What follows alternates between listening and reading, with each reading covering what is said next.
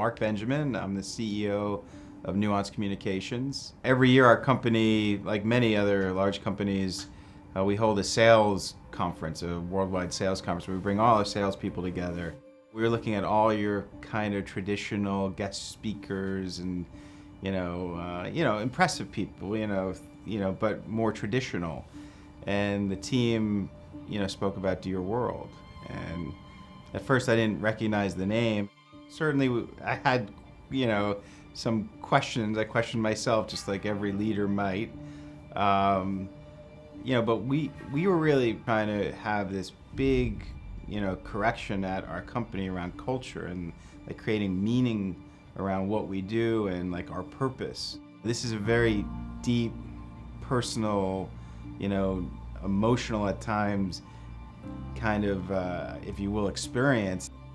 We're corporate America in some ways, so like we're skeptics and cynics, most of the time about most everything. We're gonna do this with, 1,000+ people.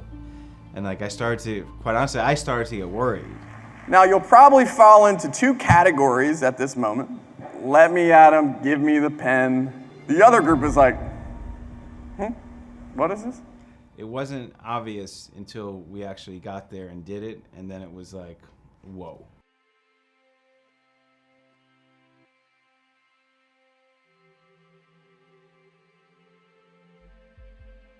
The room was the most quiet during those times over the 3 or 4 days we had. Something really happens when you know the people in the photographs. I believe that these portraits are conversation starters that make people go, why'd you write that? We always come back to like what's important to the company, which is why do we do what we do, like our purpose, our culture. We talk about it being like our inner heartbeat of Nuance.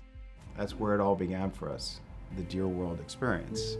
So we're gonna have 4 stories from people who did not come to the Bahamas thinking that they would be getting on stage and sharing a meaningful story from their life in front of 1,000 people.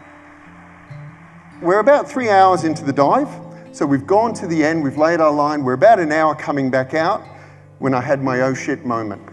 Lowest part of my life. Before the race, Isabel is freaking out. She's like, what about this and what if I do that? And just like completely out of control. And I grabbed her head like this, right in front of me, I go, just fucking run.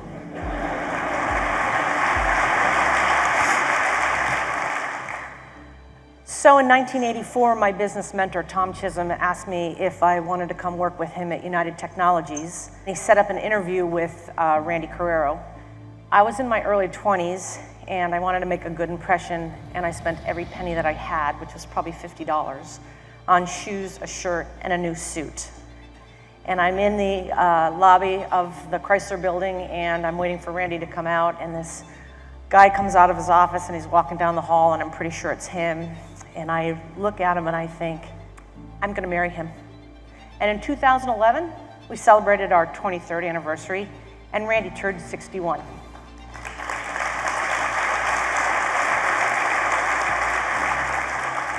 On September 10th, we both went to bed, and only one of us got up. A couple months later, when I should have been moving forward, I just stalled, and then I was stuck, and then I was totally lost. I was working at Nuance at the time, and my friend Steve Chambers implored me to take some time off. He said, you need to rest, you need to heal, you need to breathe. It's been a 7-year journey to the new Jill. It's been the help of my friends, my family, my coworkers. A lot of you are in this room, but I came back to life. Randy was the best salesperson that I've ever known in my life, and right now I think he's looking down at me and I think he's proud.